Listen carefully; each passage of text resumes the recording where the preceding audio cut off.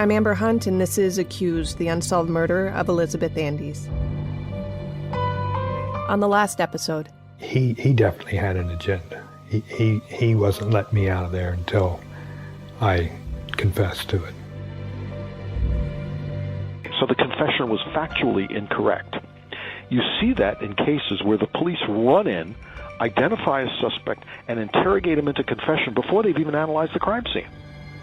And I vividly remember Mr. Andy standing up and saying, "Then who killed my daughter?"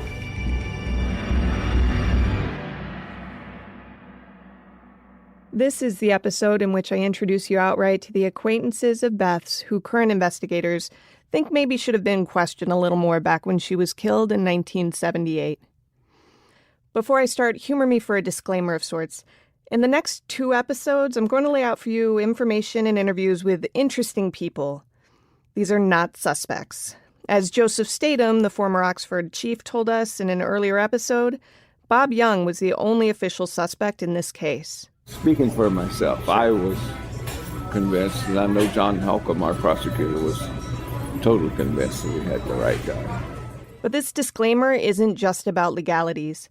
Sometimes as a journalist, I lay out information I've uncovered in the interviews I've done, and I hope the readers will draw their own conclusions. I don't have to say that this politician is a crook or that business is shady because readers can decide that for themselves. But that's not my hope here. I don't want to inspire blog posts about how sure people are of this guy or that guy's guilt based on this show. I know it might sound cheesy and idealistic, but in this country, people really are innocent until proven guilty, and it's for a reason. This is a murder. It's serious business. No one in this case wants the wrong person accused, least of all Beth's family and Bob Young, who knows all too well what it's like. At the same time, there are leads in this case that no one followed until now, so let's get going. Today we'll start with the maintenance man. Early on, the maintenance man piqued the interest of Beth's friends. She had complained to everyone who would listen the day that she died about this guy supposedly leaving her apartment door unlocked. As we've described in previous episodes, some of those memories include a confrontation with the man. Sue Parmalee, Bob and Beth's roommate, even testified about it on the first day of trial back in March 1979. Sue said that Beth thought the debacle warranted a full return on the rental deposit. Sue said in the trial, quote, "And then she said later there was a knock on her door and another maintenance man, not the same one. She didn't know his name. He came up and gave her a bad time. He said, 'Hey, you don't have anything on us, you know. Just cool it. If you earn your deposit back, you'll get your deposit.'" End quote. This conversation really bothered Sue. It bugged her so much that before the trial, she asked Assistant Prosecutor Michael Moser about it because she thought it sounded a little creepy that someone had bothered to show back up at Beth's apartment just to tell her to cool it. Sue testified, quote, "I thought that's who might have killed her," end quote. Moser wasn't receptive, she told the jury. He told her not to play detective.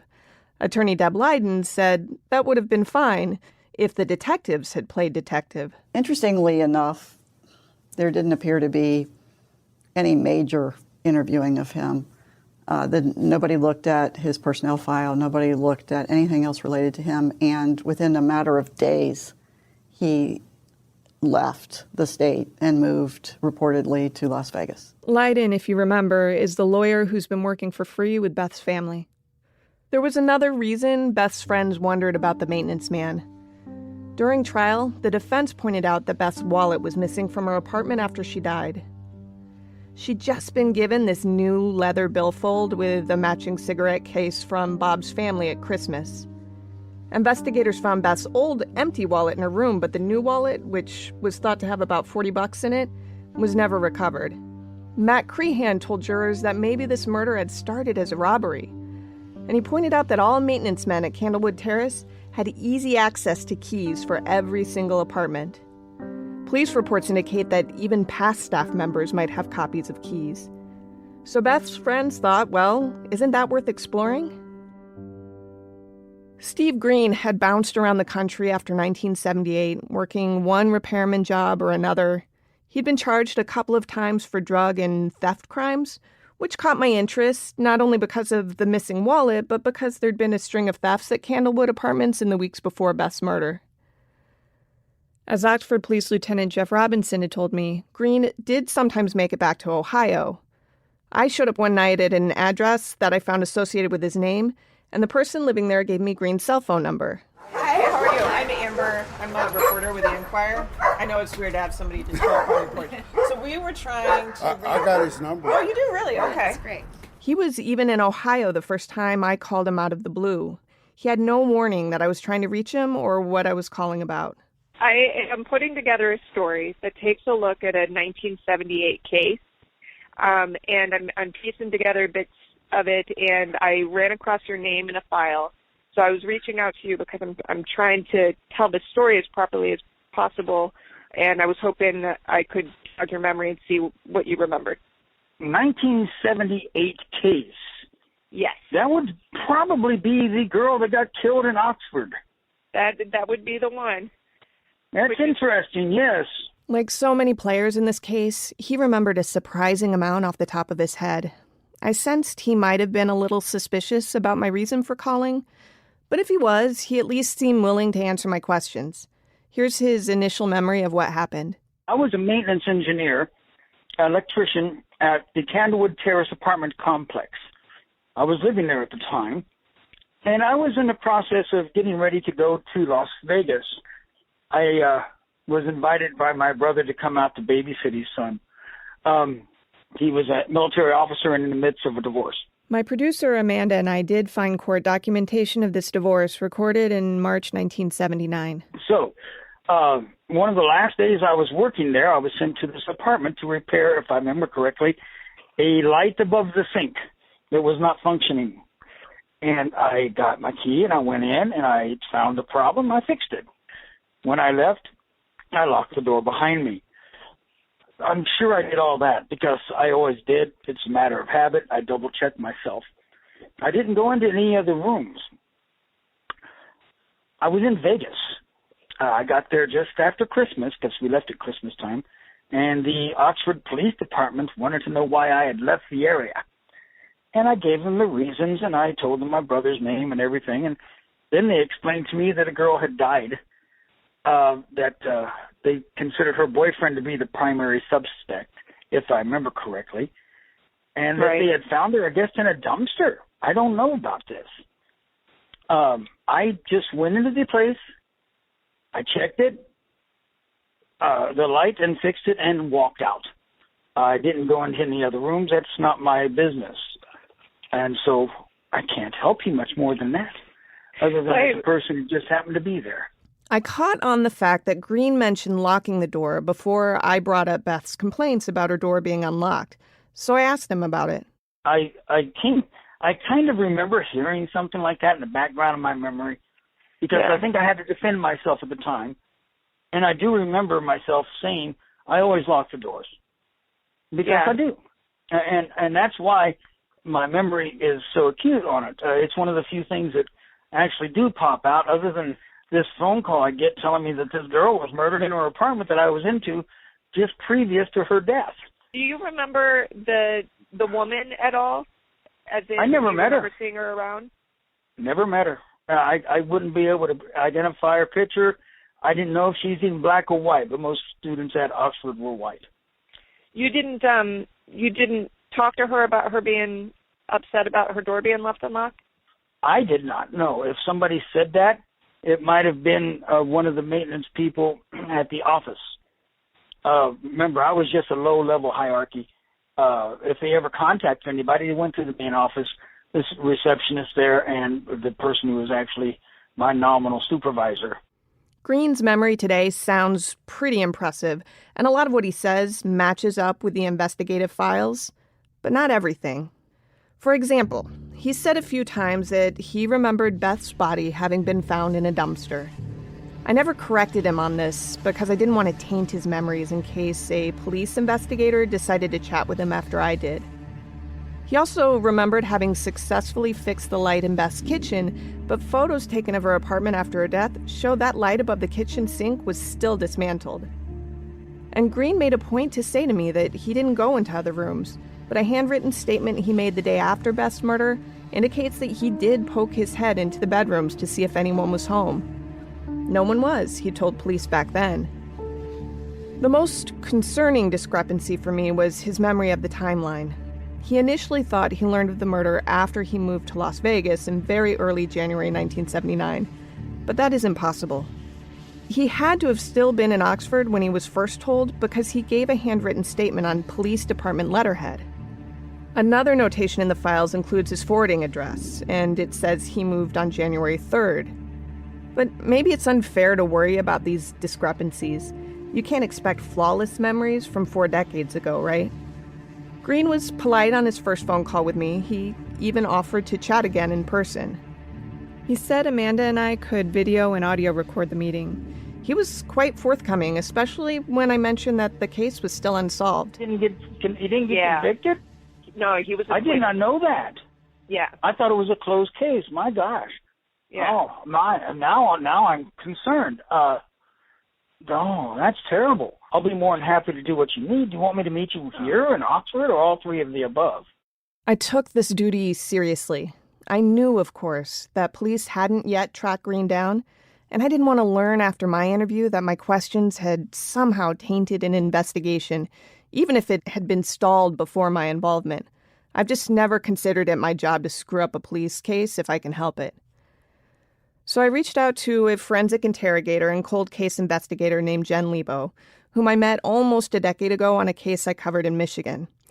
Because she works regularly with police, she's asked not to be recorded for this broadcast, and you won't hear much about her anyway.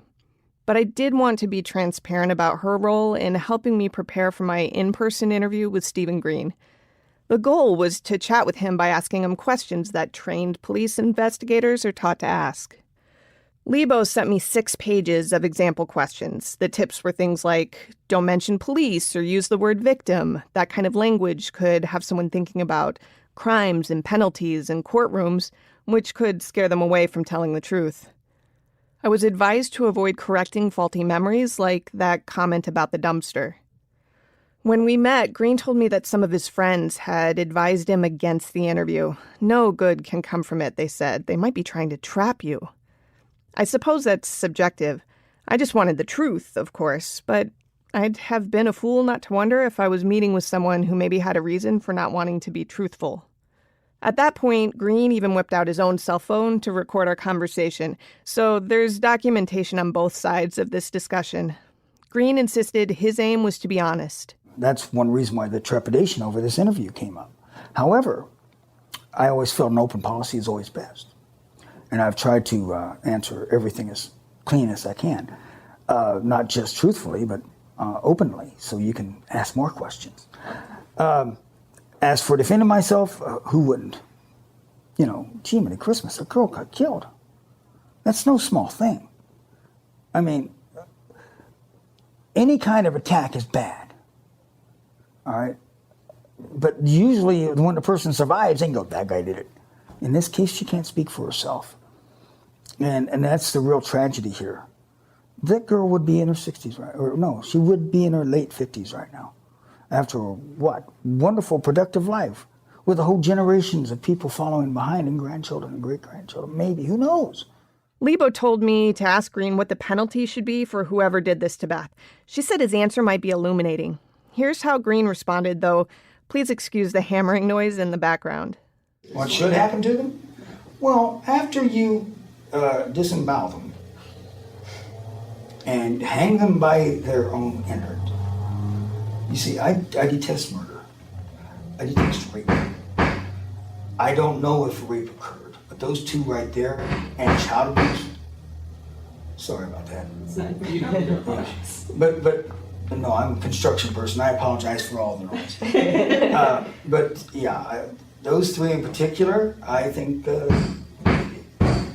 get rid of them. I am a firm proponent of the death penalty. The reason? Why should we waste our resources keeping something like that alive? And that's my opinion. That answer was probably a little less incriminating than someone who'd argued for leniency. I specifically had been advised not to ask whether Green had killed Beth Andes. But you know how sometimes there's a question in the air, and if you don't ask it, it will actually draw more attention to it than if you did ask it? Yeah, that's what happened here. So I tackled the elephant in the room. I suppose I should ask bluntly for the cameras. Did you have anything to do with what happened to this girl? You know, I was expecting that question. Let me answer truthfully. No. I have absolutely nothing to do with it. I have no way of proving such a thing, but I have no way of denying the fact that I had nothing to do with it, except for the fact that I was in that apartment. Now, it's scary to think how close you come to such an atmosphere. But no, I didn't do a darn thing. I didn't hurt no girl. I didn't. Have you ever hurt anyone? No, I don't hurt people. I don't hurt people. Have you ever had any run-ins with the law? Yeah. That's okay. I covered crime in Detroit. It's a world of public record, my dear. You can look me up. He told me about some drug arrests. He highlighted one in particular in Vegas. You ever watch Cops, he asked. Sure, I said. He said the Jump Out boys had nearly paralyzed him, and with his right hand, he lifted his left hand up to show me. It was contorted into a claw. There was a sunken depression between his thumb and his index finger, like a balloon had been deflated in his hand. He called it hollow.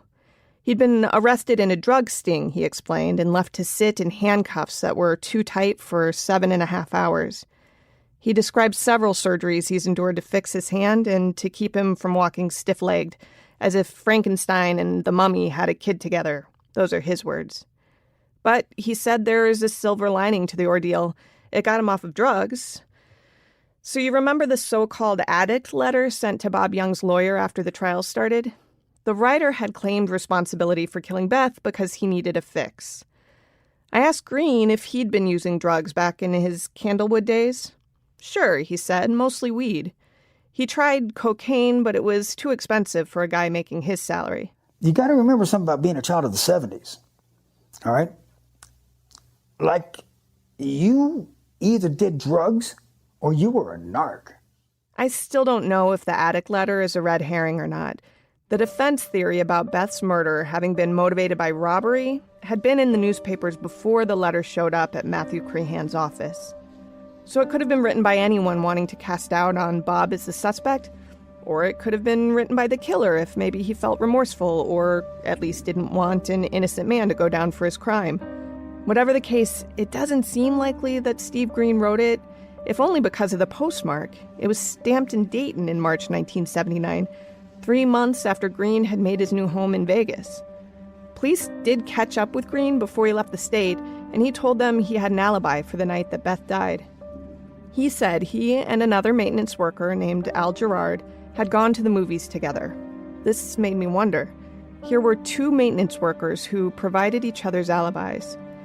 So I tracked down Gerard to hear his version of things. He and Green aren't friends anymore. In fact, Steve Green didn't seem to recognize his name when I mentioned it. But Gerard did remember going to the movies to see an animated version of Lord of the Rings. That's not all he remembers. It was terrible. I mean, it's not like looking at old Bugs Bunny cartoon or a computer-rated cartoon of today. It was sort of like in the middle between those two. Do you remember, did you guys walk out talking about how bad it was? Yeah, we go, boy, that was really bad. Whose idea was this anyway? Okay. I looked at Steve. I go, your idea. So, yeah, that's the movie I saw. Gerard remembers getting a burger after the movie, and by his recollection, he and Steve were back at their respective homes about 10:45 or 11 p.m.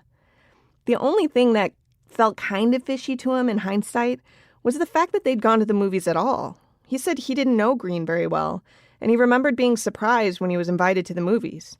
That's probably what prompted Gerard to call me back the day after we talked. He said he was starting to worry about being a virtual stranger's alibi. I'm not saying he did it. I have no clue who. But maybe we caught the second show. You're saying if I'm the only alibi, I'd rather You check the time, is what you're saying, right? Oh, yeah, I'm shooting myself in the butt at the same time. If the movie didn't start until later. Right, okay. Either those are really whiny co-workers or you got kids. No, I'm off today, and I do have. Sorry. You would be surprised how whiny coworkers can be. But no, this is my 2-year-old. Okay. I'm not blaming anybody because I wouldn't know. Right. And at the same time, if it was a later movie, like I say, I'm shooting myself in the butt also. As in, because it's your alibi? Well, it is my alibi. I was at the movie with Steve Green, but maybe it was a later show. Do I need to worry about you too? That's why I said shoot myself in the butt. Okay, gotcha. But I hear you. Heck no. Amanda found an old newspaper clip advertising the times for The Lord of the Rings at the Hamilton County Theater Gerard remembered going to. The times were 7:30 p.m. and 9:55 p.m. If Gerard's right about the time he got home, that would mean they went to the 7:30 showing, which meant that they had to leave by 7 p.m. Beth Andy's body was still warm when police arrived just after 9:30 p.m. I asked Gerard. But you know that he was at the movies with you? Yeah, he drove. He drove, okay.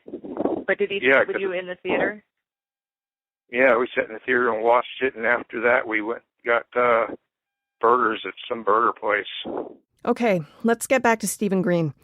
I asked Green if I could pass along his contact info to Oxford Police. Right, and obviously they've tried to reach you, but they haven't been successful. Do you mind if I give them... Oh, cool. Boom, boom, right now. Well, I don't need to do it right now. Well, you know what I mean. No, I'm saying right now, yes, please do. I will be more than happy to give any information that's available to me. I'll go under hypnoregression. I'll go under a lie detector. I don't care. Anything to help solve this would be something I want to do.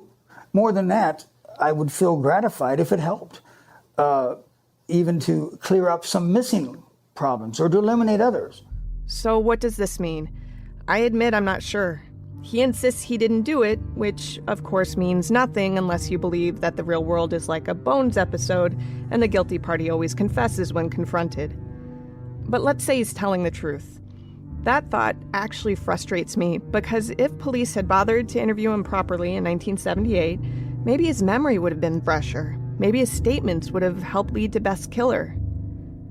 After I interviewed Green, I sent him his handwritten statement. I didn't beforehand because I wanted unrehearsed responses. I wanted to see what he genuinely remembered. After he saw what he wrote in 78, he said some things he was certain about didn't seem so concrete anymore. Yeah, I can't remember accurately enough to be of any use to you because obviously that statement is mine. That is my handwriting. What I'm trying to say is I didn't even remember I'd been into the apartments multiple times, or what work was required besides that one light. I remember a light, but I didn't even know I'd met the girl.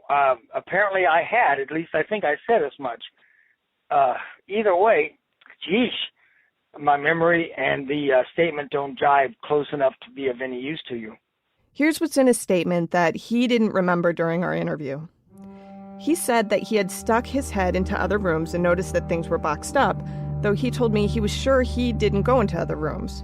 He also wrote that he'd been there several times in the days before Beth's murder, not just once. He told police he knew who she was, but today he says he has no memory of meeting her. In his statement, he spent a couple of sentences describing how Beth wanted to get her deposit back, that she had sort of been using the supposedly unlocked door to argue for a full refund. This always struck me as a little callous to highlight in the wake of her death. Steve Green noticed that too and offered an explanation. The reason I would have said something like that is because I think that was kind of an angling in the back of my mind for her trying to get money back. Okay, so that maybe you didn't believe that the door was left unlocked? I was positive it wasn't. At that point, you can see it written right there. Because like I said, I have this thing about double checking myself. That doesn't mean I always do it. That doesn't mean I could not have left it unlocked. It just means that I was fairly certain at the time I didn't. Okay. You're suspecting that you were certain at the time that you felt she was angling for a way to get her money back, so you just didn't take it as a serious concern. I might have written that down in that phrase to try to justify my certainty. You know, I don't know what my mindset was at the time. Sure. It wasn't to be worried about this girl getting killed or for me to fall under suspicion. It's just to try to help the police. And for me to say something like the girl was trying to get her deposit back and to put that in the statement means to me it signified something a little bit off. Now, I don't know how you can prove a negative. You can't prove that you didn't do something. So, and especially 37 years later. Green and I talked about how memory is a funny thing. This was his bottom line. It's so fragmented now that after reading that statement, I can't trust a single thing that I think. The maintenance man has always been a question mark for Beth's friends and family, but he hasn't been at the foreground of Deb Leiden's suspicions. Her most damning thoughts center on a man whom Beth isn't thought to have ever met in her life. His name was Boyd Glasscock. He was 30 years old when Beth died. Glasscock knew Bob Young because the two men had worked together in the summers painting houses. Boyd would never have been linked at all to Beth Andy's case if he hadn't inserted himself into it. Because he did, he was questioned at the time by a police officer who went so far as to request Glasscock's fingerprints from a previous arrest to put in the case file. Strangely, only prints from one hand ever seem to have been located, but they're in the file anyway. Police also requested from Boyd an alibi, not because they thought he needed one, they believed Bob Young was guilty after all, but because Bob's lawyer was pretty insistent that they look at this peripheral guy. Here's Leiden explaining what it was about Boyd that piqued her interest. And then there's indication that when Bob Young was indicted, that Boyd Glasscock kind of went nuts and started visiting Bob Young's house, started going to Bob Young's place of employment, went to the place where Bob Young knocked on the door to call 911 or call the police about the stabbing, about the murder. And he had gone other places, and he had told Bob Young eventually that he had actually even seen Bob at his place of employment, which led me to believe that he may have followed Bob to where Bob lived, so he knew where Bob and Beth lived. In any case, he apparently showed up at Bob Young's house, I believe, on January 5th, so just about 7 or 8 days after the murder, and came at a time when the Youngs were not home. Bob was not home. He left a note of some sort. Nobody's seen that note or, seems to have any evidence of that note existing still. But anyway, came back at 1:30 in the morning to the Youngs' family house, asked if he could see Bob then. The parents said no, come back another time. He came back the following day at 3:30 and then proceeded to have a very strange interaction with Bob Young, where he tried to say he had theories about who murdered Beth. Leiden looked long and hard at Boyd Glasscock. She learned he had died in 1995 of a drug overdose, and she'd called to ask one of his sisters just how solid that alibi was that he'd given to police so many years ago. I also reached one of Boyd's relatives. I wanted to talk to people who knew him. A family member agreed to speak to me, and on the record, but she asked me not to publish her name. I thought at first it was because of the stigma attached to mental illness. She corrected me. No, that's not it. You're looking into him because his name is connected to a murder case. That's a far worse stigma. Yeah, I felt a little stupid after that.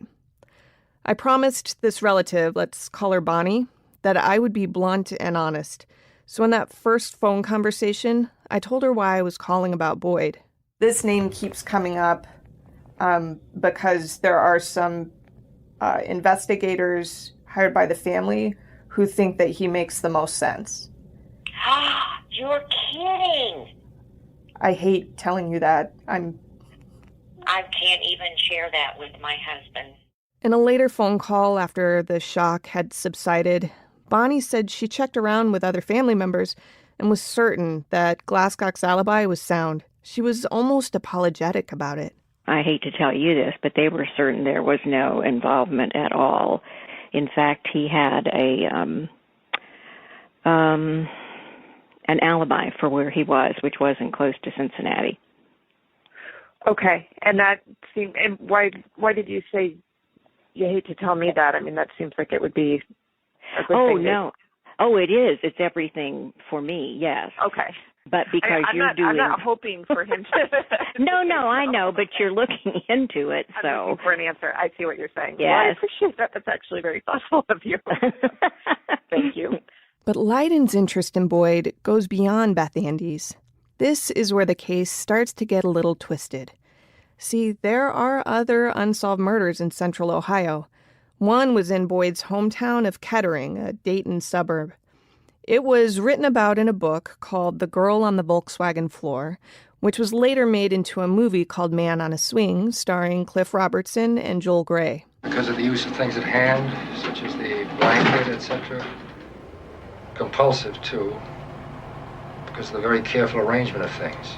That's sound from the movie. I also read the book, which was written in 1971 by a Dayton journalist named William Arthur Clark. It chronicles the investigation into the strange murder of a young teacher named Barbara Ann Butler. Barbara went shopping one day in 1968 at a discount store. She disappeared from the store parking lot and was found 25 hours later, covered by a folded blanket on the floor of her own Volkswagen car, which was still parked in the store parking lot. She had been strangled like Beth, though the ligature markings only went around the sides of her neck. The key to her car was found beneath her body. Her arms had at some point been bound, police deduced, because they found tape residue on them, but it didn't appear she'd been raped. The case baffled investigators so much that when a supposed clairvoyant called to offer his services, they didn't balk. They listened. The clairvoyant is identified in the book by the pseudonym Norman Dodd, but in real life, that supposed psychic was Bill Boshears. Boshears would later go on to write columns for the Enquirer called ESP and You. In the book account of the Butler case, the psychic did seem to have some interesting insight. He knew that the prescription for her glasses was just for one eye. He described fairly well what police believed happened, and he predicted a second murder would be committed soon, and it was. This time, 12-year-old Regina Dishnowski was kidnapped from her yard in Kettering. She was strangled, and a man named Jimmy Wayne Howard was convicted.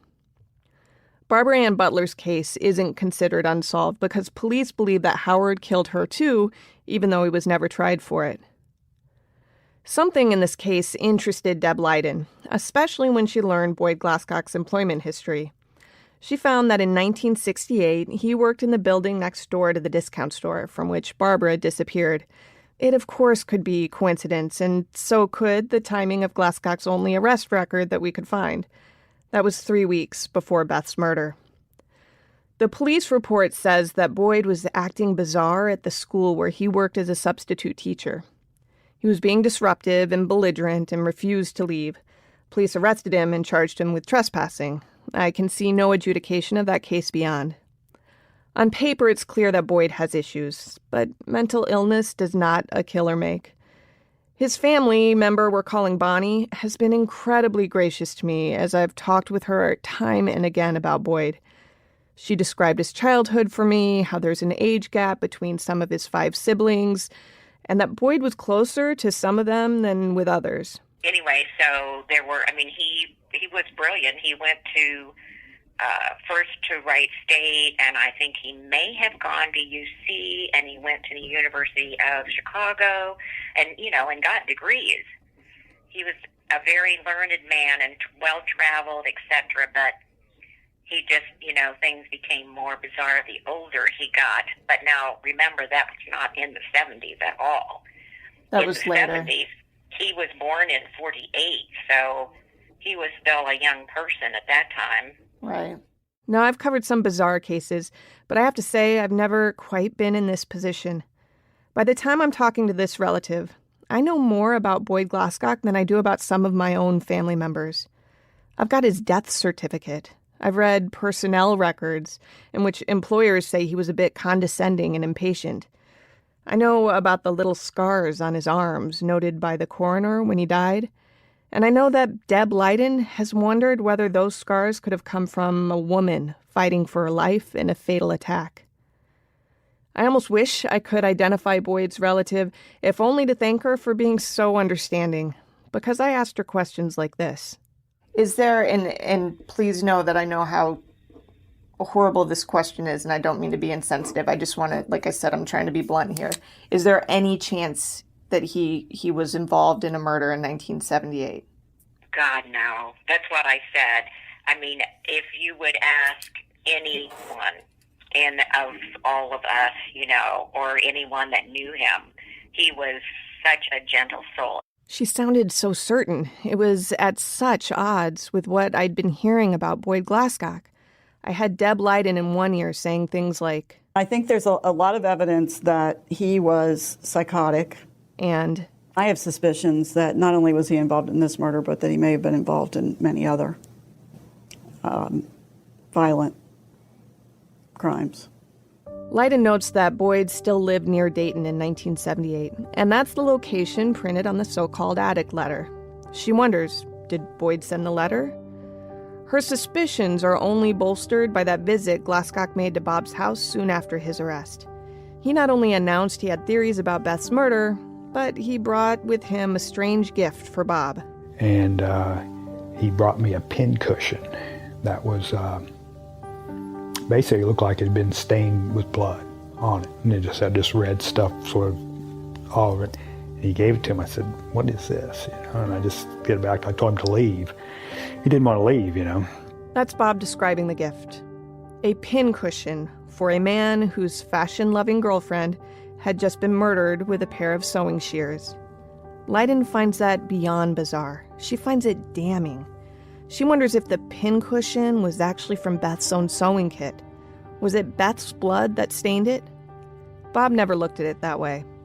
He opened the gift, couldn't make sense of it, and shoved it back into Glasscock's hands and then asked him to leave. And so I ended up getting my dad. I said, Dad, you need to get him out of here. And he said, you got to leave because I'm calling the cops.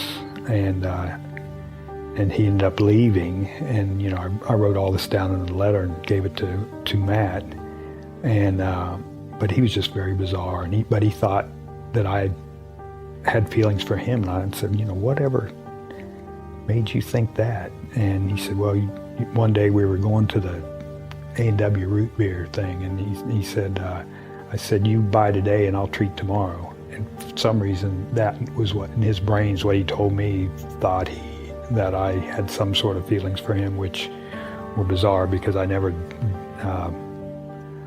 thought anything. First, I didn't know that he was gay at the time, and then I never had any feelings like that for him at all. So that was just very, very bizarre. And and Debbie was the one that kind of put that pincushion thing together, which I never really, I thought he was kind of a harmless guy. Leiden can't help but think that maybe, just maybe. Of course, she has other reasons too. Next time on Accused. Well, I guess he was somebody that rose to my suspicion because I thought he liked Beth. I mean, I think he wanted more from her. This is a special project from the Cincinnati Enquirer, narrated by Amber Hunt, produced by Amanda Rossman, edited by Amy Wilson, and engineered by Stephen Baum at Cincinnati Public Radio. Music was composed by Andrew Higley. To look at case documents, photos, videos, and more, visit cincinnati.com/accused podcast.